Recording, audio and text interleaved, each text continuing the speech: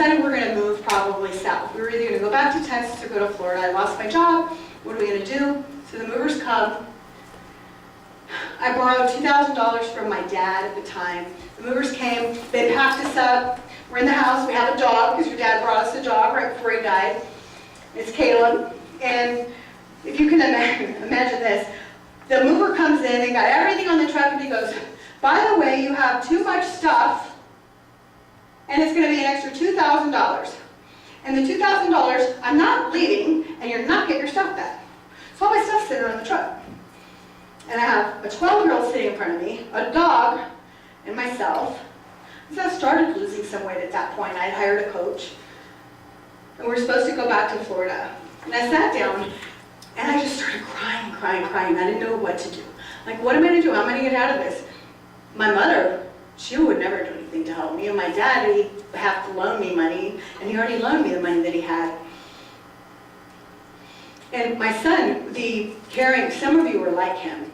But he says, Mom, he goes, look at it this way. He goes, if you're going to be, if we're going to be broke, would you rather do it in the snow or at the beach?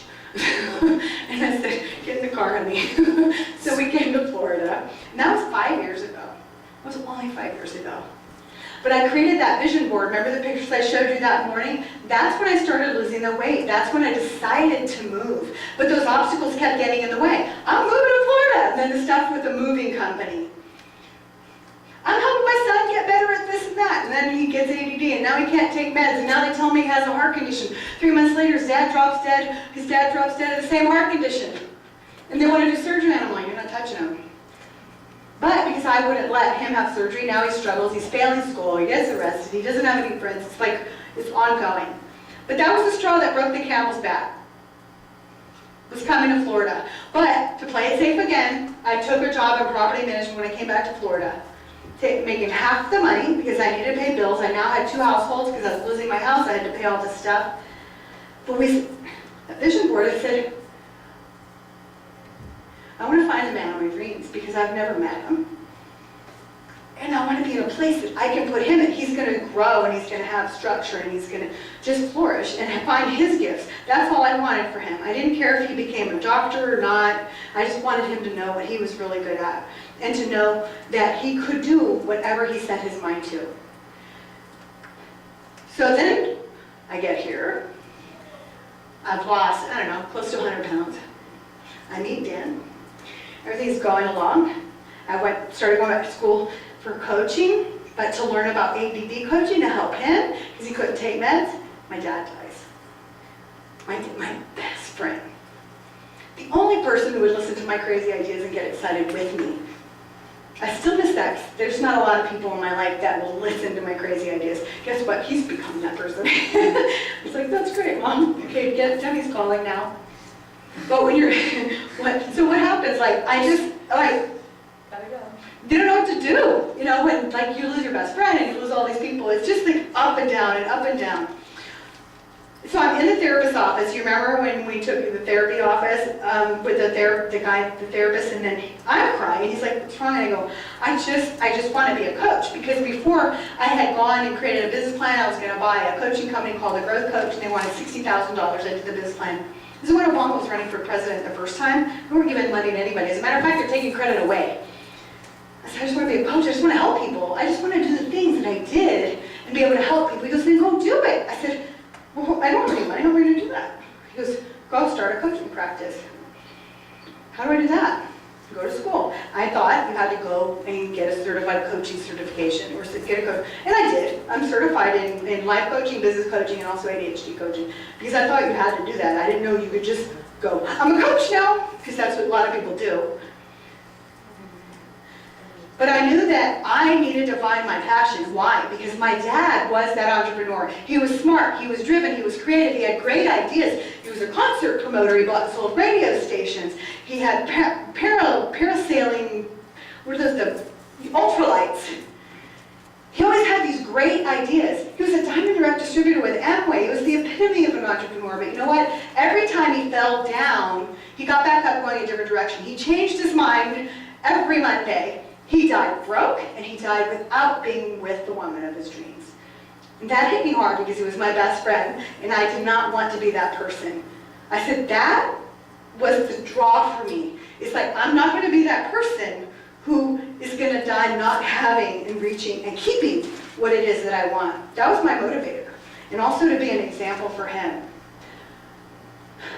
So I quit my job before they could fire me anyway.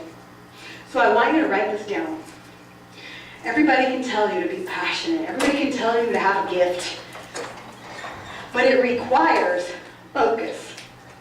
Passion plus focus equals the freedom. You can have focus, but if you don't have a passion, it doesn't matter. You can have passion without focus doesn't help. You can have focus without passion, it doesn't help. Passion plus focus. Because who here has passion but they lose focus and they go off on this other thing, right? Every Monday. But there are so many challenges that we face with this. We have to-do lists a mile long, so we get distracted. That's how Jarita and I actually connected, because my very first one-day event this year, it was a disaster. Most people from the outside didn't know, but back in, it was a disaster. And my entire team got sick and they were out. I was by myself after this event, and we had sold like 30 or 40 programs. And they were just trying to keep me focused with 3 hours sleep at night trying to get this stuff done.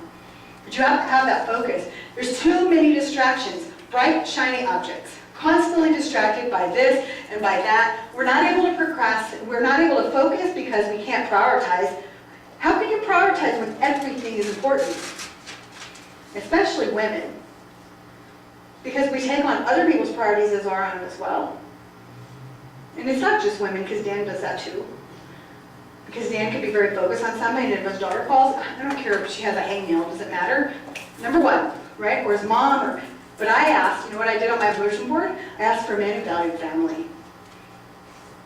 Sometimes your greatest gift is your greatest weakness. He values family so much it drives me crazy, but that's what I asked for, and I got that. We also are in that never-ending startup phase. You're starting up, you get ready, you want to start up. I hear that from so many different entrepreneurs. Or we have people who are left brain or right brain, and it ends up fighting with each other. Either too much on the left side or too much on the right side.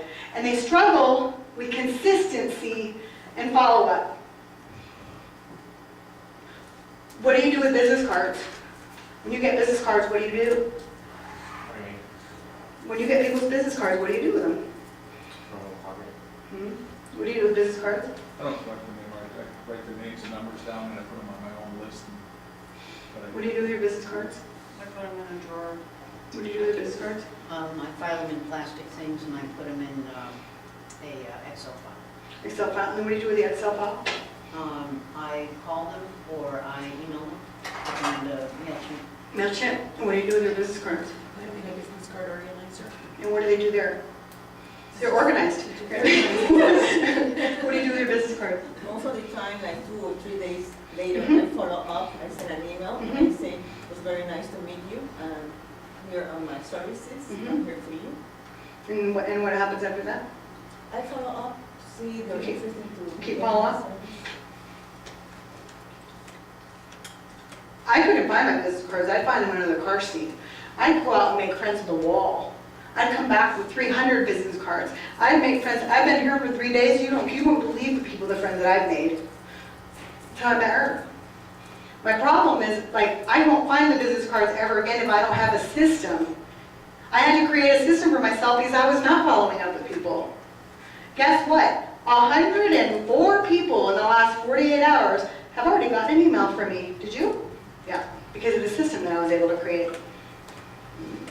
And it has a call to action in a way that's not selling them anything. Because I had to. Because you know what's the worst feeling in the world when you're out and you're networking? You go, oh my God, I met her 3 months ago. What the hell is her name? Hi, it's so good to see you again. You're going, shoot, you're trying around to work. And I go, I want you to be my friend Jack. Jack, this is, I'll be right back. What's her name? You know, like you're trying to figure out their name because you can't remember, you're embarrassed. You told her you wanted to talk to her and you wanted to get together and have coffee and it never happened. there's no way I was able to stick to anything. I worked so hard. Where's my blue my blue binder. I work so hard to go out and get leads, to go out and speak, to go out and meet people. No, the one that has the passion of profit on it. And when you do that, and you can't follow up with anybody because you can't find their business card, and then you run into them somewhere else. No, it has the passion of profit on the front.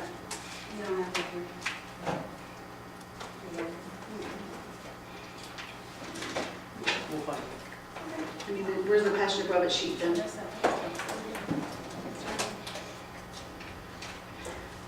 Sorry, guys. This is my fault then. Mhm.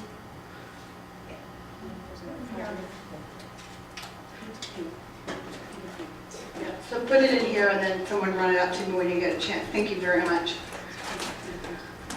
So what do you think that you could do if you had a system for your business cards, Caleb?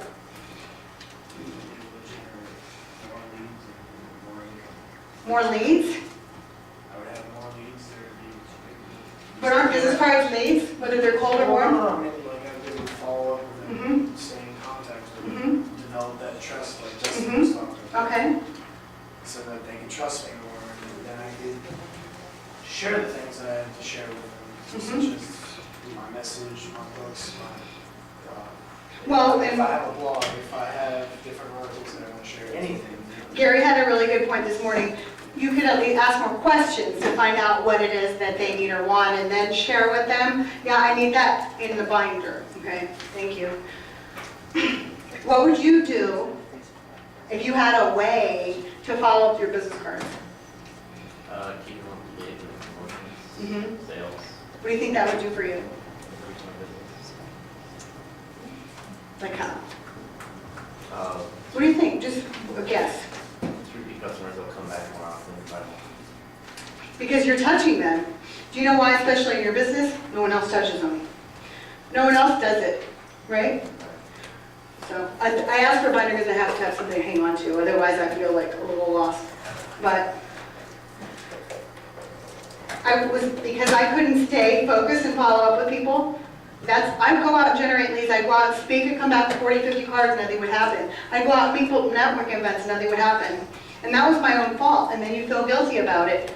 But with that just alone, and also remember I was telling you about doing webinars and all the different things I put in place to capture those leads, you can capture them automatically. You don't have to, you can have Infusionsoft stand here and sell you a program all day long, but you don't need it.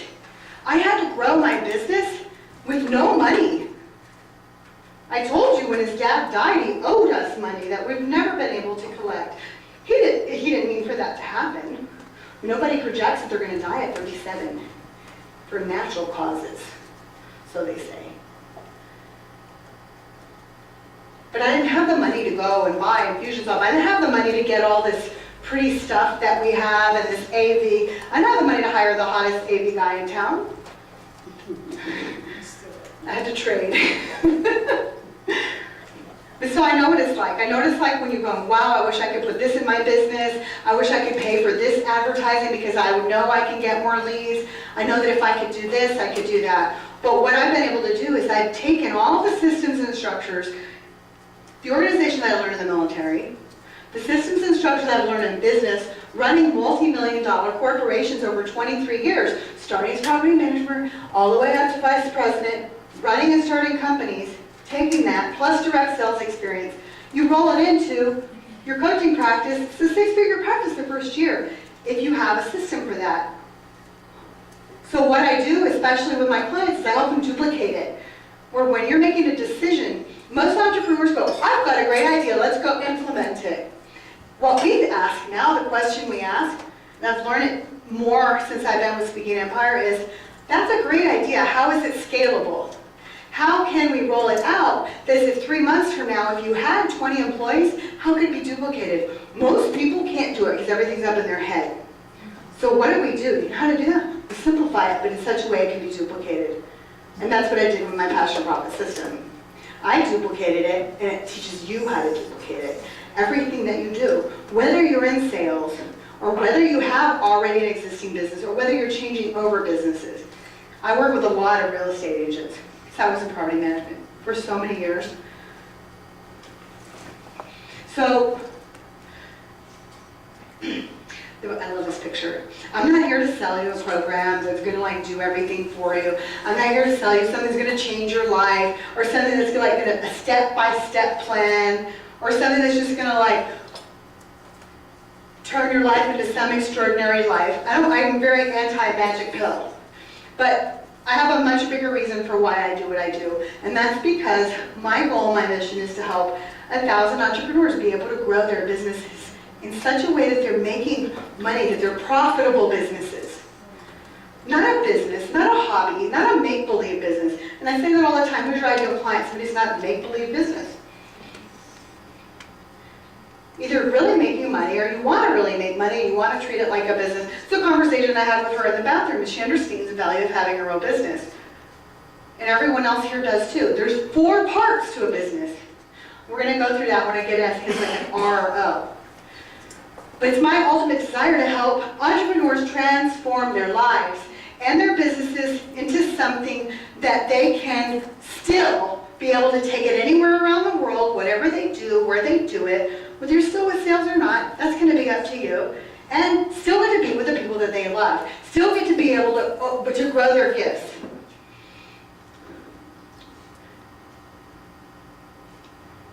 There we go. So what's different about it? Well, you guys have spent enough time with me to know what's different about me. I'm just like, sometimes, Doris says I'm crazy. I don't know if there's any help for That's that, not but. what I said. Huh? That's not what I said. Well, I'm not going to use the first part of that. So, it's a system. What I do is I help create systems. They're systems for success. It's not systems for systems. Being an ADHD coach, this is what I learned. I've had an organizer that I spent $1,300 on fire me because she came back and everything was back the same way that it was. And that's because the system they created did not work with my brain. An ADD brain needs something more simple that doesn't have too many steps. The Franklin Covey system had too many steps. So if you come in, somebody who works for Martha Stewart, and they go, oh look, we've got all these nice little drawers and they've got bows on them and this and that. You open it up, put your stuff into that. Our stuff, my stuff, is going to end up right in front of the box in front of the boat. Because pulling that out and putting that in is too many steps. So we create simple systems. That's what's going to work. That doesn't mean I'm not smart. That just means that's not going to work for me. I also believe, too, and I like to put all this stuff, and I love to wear my blue stuff. I've been wearing blue for years. But I believe, and there are a lot of coaches, a lot of coaching companies that put on big, sparkly, bedazzly events, and it's all pretty light. But what I believe is that we don't look good unless you look good. And that's, Anthony here is on his accord. I didn't ask him to come. I mean, I joke that I guilted him because he was doing a massage yesterday. But I'll always make him take his business over priority and anybody else. When we're at my other events, all my clients are there. But I can put on events all day long, but if my clients don't look good, we don't look good. Because that's, I think, you know that when you have successful clients, it's just like what Dustin was talking about. What I wasn't doing before was using those testimonials that I had. I know that. So, if you're not using the testimonials, you've got to put it in there. Also, I believe that you have to be honest and you have to have integrity. And if you don't have integrity in what you're doing, it's going to come back and bite you in the butt. And it might not be a long time, or it might be for a long time, but you still have to have that. I think it comes back to you by 10, but that's just me. Oops. So there's myths. And you guys have heard that. Oh yeah, I know this guy. He looks like Monday to me. What do y'all think about him? Have you ever seen that before? So I'm not going to share with you. Do what? Yeah. So I want you to know about the common myths. So look here. Let me turn this. Oops. So first, this stuff doesn't work. A lot of people says that this stuff doesn't work and it's a magic pill. This stuff actually does work, the stuff that I'm teaching you, and it's going to work in any business, these things, these strategies and the tactics. Also, it doesn't work for me. You have to change that for me because it's not coming up over here. So, well, it won't work for me. It will work for you. It'll work for anybody if you put it into place. If you implement, which we're going to go through, which is part of I. Also, I don't have enough time. I don't have enough time to create a system. Anthony used to say that. I only have time to do massages. He didn't have time to put his business into place. We helped him incorporate that one step at a time. Also, it's going to cost too much, or I can't afford it. We all get I can't afford it. You can't afford not to have that. Otherwise, you're going to continue to be in the same stuck place that you are. I love this man. I need to get more clear first. This gets you clear. You do need to get clear. Everybody needs to get clear, don't they, son? Also, I need to get everything together first. I love that. Well, that's what we're trying to do, is get everything together for you. So write this down. We have the 6 simple steps to profit. I put letters to it to make it easier, but this has been ongoing. Everything that you saw from the vision board, and this is not just like a life coaching thing. I'm being serious about this, guys. These steps will work if you write this down and put it into place. Number 1 is purpose. You have to write it down. You have to write down where you want to go. Who knew where Hotel Indigo was this morning? Who did not? So for all of you who did not, how did you get here? GPS. So you put an address in your GPS and you got here, most on time, right? So why do we get in our car, which we call a business, and we start driving with no address in the GPS? Because we don't know where we're going. And if we work for another company, our address is get up and clock in. If you don't have a goal at work, how do you know if you reach it? If you don't know where you're going, how do you know if you're successful? If you don't know what your destination is, how are you going to get there? And I know I sound like I'm preaching, but I'm serious. It was 2 years ago where I sat down and I wrote out that I had an amazing relationship with a man who was supportive of my business. He didn't want to have anything to do with this business. He's an amazing supportive man, but he didn't want to have nothing to do with this business. It took time away from him. He figured out he was going to join it instead of fight it. I also put down that my son was healthy and happy, and he was emotionally stable, and that he was living his life in accordance to his values. When I wrote that down, he was failing school and he got arrested. But I wrote it down. That was the destination. That was my address in my GPS. I also wrote down that I was teaching classes in college, which I thought was crazy that even came to me, to other business owners to teach them real business strategies, things that really work in the business world and not just the same theoretical stuff. But I've got a degree in business. I have multiple degrees. My first one's in marketing, the second one's in finance, the other one's in management, and then I went to work on my master's in human resources and also finance. What did that get me? A lot of good knowledge, but that didn't help me implement. That didn't help me get to any destination at all. So if you will write it down and be specific, make it measurable, whatever your goal is, and I do this with my clients, you may Anthony, and some of them it's painful to write it down. What's your goal just for the month? I want to make more money. Okay, well, how do I know if we met that goal at the end of the month? If we're having a drink at the end of February, how do we know we met the goal? Do you make more money? Well, a penny's more. So you got to be specific, right? So number 2 is reality check. It's actually the name of Dan's boat, ironically. Reality check. I'll go into details in a minute on that. And then number 3 is own it.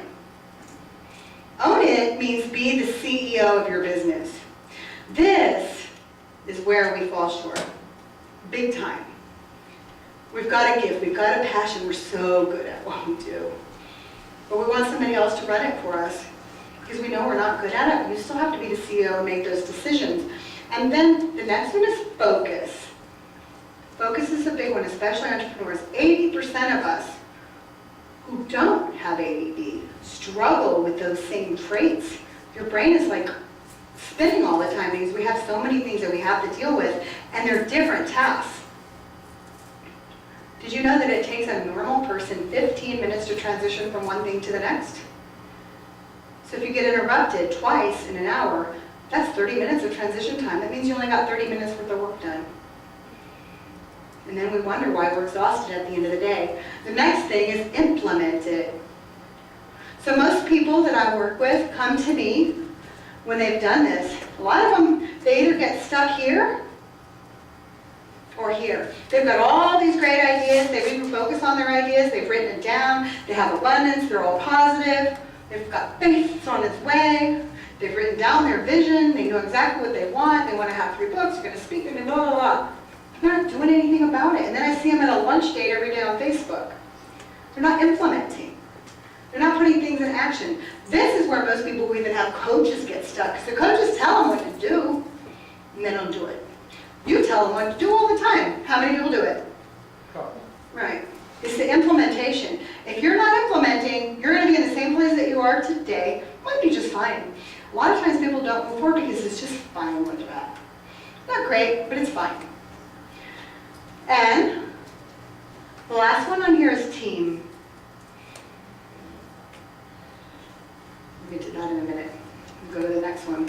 So purpose, the words on here, you can go on to that.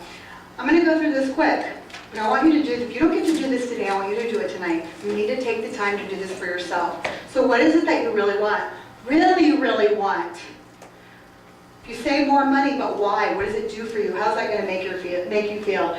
This right here, somebody was saying this, I'm getting confused from the networking meeting yesterday morning. In Think and Grow Rich from Napoleon Hill, they say be definite. The book was written back in the 1920s, and it was written by people who were having success back in the middle of the Depression. Like the Rockefellers and the people who were the iron companies. So their success was coming from being definite. I am going to make $10,000 by March 31st, the exact amount that you want to make, and then go to the next thing please, and then you plan around your purpose. Be definite. How much you want to do or what you want to do. I want to lose 10 pounds by X date. I want to have this. I'm going to have somebody hired and in place, or I'm going to have my business cards all scanned. Whatever it is, you got to be specific so you know if you reach the goal. Keep going, and then you're going to plan around your purpose. So this is me. I don't know how many people of you. Do you guys know Nina? Nina, she's in WP also. She's a coach. She's a leadership and success coach. She came to me and immediately started making more money. She says, I did exactly what Shelly did, and I started putting what she told me to do, and I put money back into her bank account. Now, this was written before I even did a half. She paid for half a day to spend half a day together, and we created her program with her core and her bonuses and her limiter to roll out. She has a program called Freedom Club, and she has people coming to her event every month. They're paying her money to come to the event every month. That's all they were doing. So I said, we're going to create a program, and you're going to roll it out to the people. You're going to create a 6-week program. You're going to record the whole thing, and then you're going to have a product at the end. She says, how am I going to do that? I said, let's figure it out. So we got this, came up with her core offer, came up with her bonus, her limiter, what her program was going to be. She just had a book that came out. And I said, and it was 1 o'clock when we finished. I said, and you're going to roll it out tomorrow morning at 9 a.m. at your meeting. She said, what? I said, you are. You can do this. I believe you. I believe in you. I got a text at 11:30 that she sold the whole thing out. Because she did exactly what I told her. I didn't give her all the extra, just go do this, sell this. And she's right now in the 5th week and creating a product, and she'll have that, and she'll move on. And guess what? 25% of the people who are in that 6-week program are going to move into one-on-one coaching with her, because that's the ratio that you'll get when you use the formula that I give you. It's the formula that I use, it's the formula that my clients use, and when they use it, that's what they get.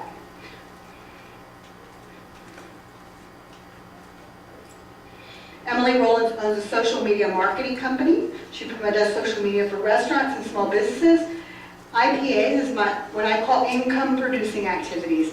That came from Mary Kay herself. I can't use, a lot of people think I came up with that term, but I didn't. It's Mary Kay used it back in the day. But we teach about income producing activities. I take your focus of all the stuff that's distracting you and focus on the things that put money in your bank. Fast cash. So I just started working with a magician who's been in business for 35 years. He doesn't leave the house for less than $1,200 a night. He wants to make more money. But he's doing all the things that don't make him money. So we're going to focus on the things that make money and refocus. I help people put money in their bank quick so they can get the systems in place and then grow long term for sustainability. And we did that with her. She was losing money left and right, and we looked at her financials to find out what was going on. And I said, what happened last September? She goes, oh my God, that's when I broke up with my boyfriend. I said, that's where it fell short. You were short by $3,000, and your expenses were $4,000 over. That was a $7,000 deficit you haven't made up. She said, I've been struggling with money ever since. She didn't know why. But I could look at it quickly and be able to tell her that. So number 2 is reality, and that's reality check. You go to the next one. So You have to do discernment exactly what it is you intend to give for the money that you want to receive. That comes, you can just go to the, where it says what I have to offer in reality. So the low-hanging fruit. Yeah, you can keep going. Okay, so with low-hanging fruit, when I work with a client, we look at what can you sell right now and what do we need to create. A lot of times I have people who are not making money and they want to write a